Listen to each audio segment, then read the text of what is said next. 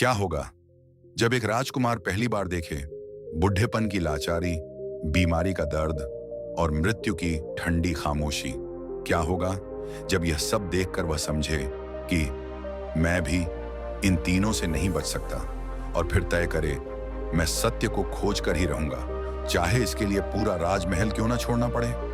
आज हम सुनने जा रहे हैं सिद्धार्थ से लेकर बुद्ध तक एक ऐसे पुरुष की कथा जिसने अपने भीतर दहकती जिज्ञासा को ब्रह्मांड के अंतिम सत्य में बदल दिया।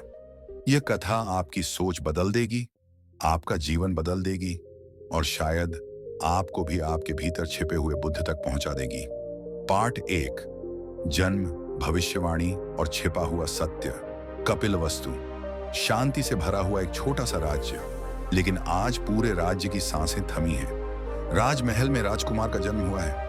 महल के भीतर दैवीय प्रकाश फैलता है। रानी महामाया का चेहरा चमक रहा है और उनके हाथों में है एक बालक जिसके चेहरे पर एक अनोखी शांति है, जैसे अभी अभी उसने कोई गहरा ध्यान पूरा किया हो। आशी असित आते हैं। वह बच्चे के माथे को देखते हैं, आंखों को देखते हैं और अचानक उनकी आंखों से आंसू निकल आते हैं। राजा शुद्धोधन घबरा जाते हैं। गोदाम, रोते क्यों हो आर्शिवर? राशि असित धीमे स्वर में कहते हैं, राजन, ये कोई साधारण बालक नहीं, या तो यह महान चक्रवर्ती राजा बनेगा या फिर सृष्टि का सबसे महान साधु बुद्ध। राजा का दिल धड़क उठता है। वे नहीं चाहते कि उनका बेटा किसी जंगल में भटके। वे चाहते हैं कि वह केवल राजा बने, इसीलिए आदेश जारी होता है। राजकुमार के सामने दुख का एक भी दृश्य नहीं दिखना चाहिए। महल के चारों ओर मखमली दीवारें खड़ी कर दी जाती हैं। फूल, संगीत, नृत्य, हर चीज सिर्फ खुशी दिखाती है। दुख को जैसे शहर से मिटा दिया गया हो। लेकिन क्या सच हमेशा छिपा रहता है? नहीं, सत्य खुद रास्ता खोजता है। पार्ट 2, पहली बार दुख से सामना। 4 दृश्य। युवराज सिद्धार्थ बड़े हो गए हैं। एक दिन वे शहर घूमने निकलते हैं। राजा के आदेश के बावजूद भाग्य अपने पत्ते खोल देता है। पहला दृश्य, वृद्ध व्यक्ति। सिद्धार्थ पहली बार किसी को झुका हुआ, कांपता हुआ, सफेद बालों वाला देखते हैं। वह पूछते हैं, यह कौन है? रथवान कहता है, राजकुमार, यह बुढ़ापा है। सिद्धार्थ चौंक जाते हैं, क्या मैं भी बुढ़ा हो जाऊंगा? हाँ राजकुमार, हर कोई। सिद्धार्थ चुप हो जाते हैं। उनकी आंखों में एक सवाल जन्म ले चुका है। दूसरा दृश्य, बीमार व्यक्ति। एक आदमी सड़क पर दर्द से कराह रहा है। यह क्या है? राजकुमार, यह बीमारी है। क्या यह मुझे भी पकड़ सकती है? हाँ। सिद्धार्थ के अंदर कोई दीवार टूटने लगती है। तीसरा दृश्य, मृत देह। 4 लोग एक शव ले जा रहे हैं। यह क्या हुआ इसे? राजकुमार, यह तो मर गया। क्या सभी को मरना पड़ता है? हाँ। सिद्धार्थ की सांसें भारी हो जाती हैं। वह अपने अस्तित्व पर सवाल उठा चुके हैं। चौथा दृश्य, सन्यासी। एक शांति से भरा हुआ सन्यासी, दुख से दूर। वह चमक रहा है। सिद्धार्थ पूछते हैं, यह कौन है? रथवान कहता है, यह वह है जिसने सत्य की खोज में घर छोड़ दिया। सिद्धार्थ की आंखों में प्रकाश जगता है। वे सोचते हैं, अगर समाधान है तो मुझे भी खोजनी होगी। पार्ट 3, महल छोड़ने की रात। उस रात पूरे महल में दीप जल रहे हैं। नृत्य, संगीत, उत्सव। लेकिन सिद्धार्थ अपने भीतर कोई उत्सव नहीं महसूस कर रहे। राजकुमारी यशोधरा गहरी नींद में है। नन्हा राहुल उनके पास सो रहा है। सिद्धार्थ उनके सिर पर हाथ रखते हैं, पर आंखों से आंसू गिर जाते हैं। वे मन ही मन कहते हैं, मुझे जाना होगा। किसी को समझना होगा कि यह जीवन इतना अस्थिर क्यों है। राहुल, क्षमा करना। वे शांतिपूर्वक घोड़े पर बैठते हैं। अपने सारथी चन्ना से कहते हैं, चलो, आज अंतिम बार मुझे यहां से दूर ले चलो। महल की दीवारें पीछे छूट जाती हैं। एक युग बदल चुका है। पार्ट 4, 6 साल की कठोर तपस्या। घोर जंगल, कठोर सर्दियां, तेज गर्मी, सख्त भूख। दिन पर दिन मांस गलता जाता है, हड्डियां बाहर निकल आती हैं। सिद्धार्थ कठोर तपस्या करते हैं, इतनी कठोर कि लोग हैरान हो जाते हैं। क्या यह कोई देवता है? कभी कभी वे इतने कमजोर हो जाते कि सांस भी मुश्किल से चलती थी। लेकिन एक दिन उनकी चेतना में एक तीखी आवाज गूंजती है, ये मार्ग सही नहीं है। सत्य शरीर को नष्ट कर देने में नहीं, सत्य संतुलन में है।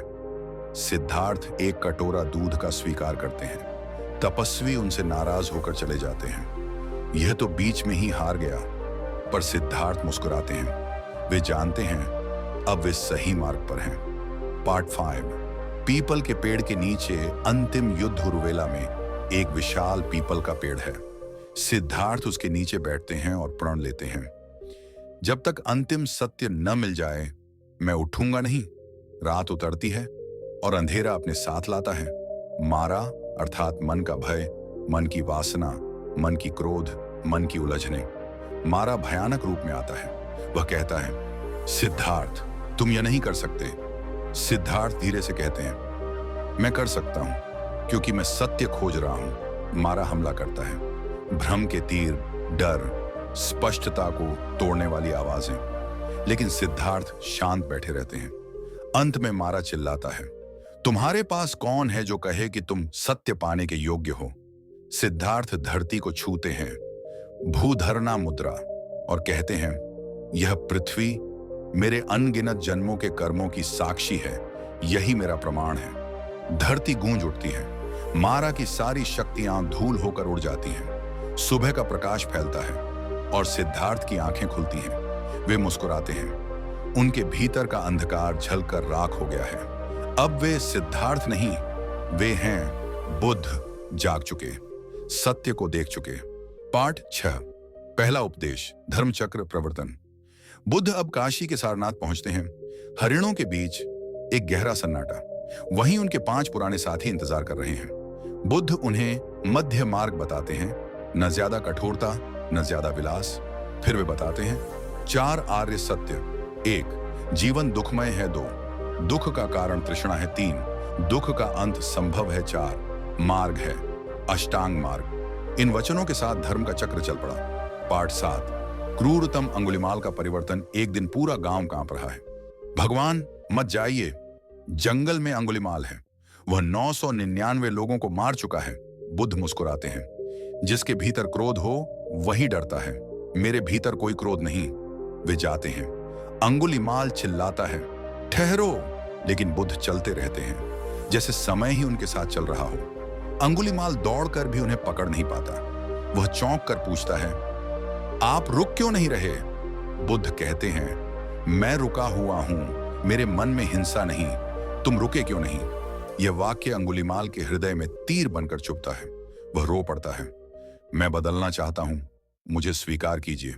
और बुद्ध उसे स्वीकार लेते हैं। यह दृश्य दिखाता है, सबसे कठोर हृदय भी करुणा से पिघल सकता है। पार्ट 8। पुत्र राहुल का वचन। यशोधरा और राहुल बुद्ध के सामने आते हैं। राहुल धीरे से कहते हैं, पिता मुझे अपना उत्तराधिकार दीजिए। बुद्ध मुस्कुराते हैं, राहुल मैं तुम्हें सोना नहीं दूंगा, मैं तुम्हें वह दूंगा जो सारे दुखों को मिटा देता है। और वे उसे दीक्षा देते हैं। राहुल इतिहास के सबसे युवा भिक्षु बन जाते हैं। पार्ट 9। अंतिम उपदेश और महापरिनिर्वाण। 80 वर्ष बीत चुके हैं। बुद्ध का शरीर कमजोर हो गया है, पर उनका प्रकाश पहले से भी अधिक उज्जवल। वे अपने शिष्यों को अंतिम शब्द कहते हैं, संघ मेरी अंतिम बात सुनो। सब वस्तुएं नश्वर हैं। अपना दीपक स्वयं बनो, सतर्क रहो, ध्यान में रहो। ये कहकर वे शांतिपूर्वक सो जाते हैं, जैसे एक लौ धीरे धीरे आकाश में विलीन हो गई हो। आज 2500 साल बाद भी उनके वचन लाखों लोगों को रोशनी दे रहे हैं। वे राजा नहीं बने, फिर भी दुनिया के सबसे बड़े साम्राज्य मानव हृदयों पर शासन कर रहे हैं। उनकी यात्रा हमें सिखाती है, सत्य खोजो, स्वयं को देखो। क्रोध को करुणा में बदला जा सकता है, भय को समझ में बदला जा सकता है, और मानव अपने भीतर बुद्ध को जगा सकता है।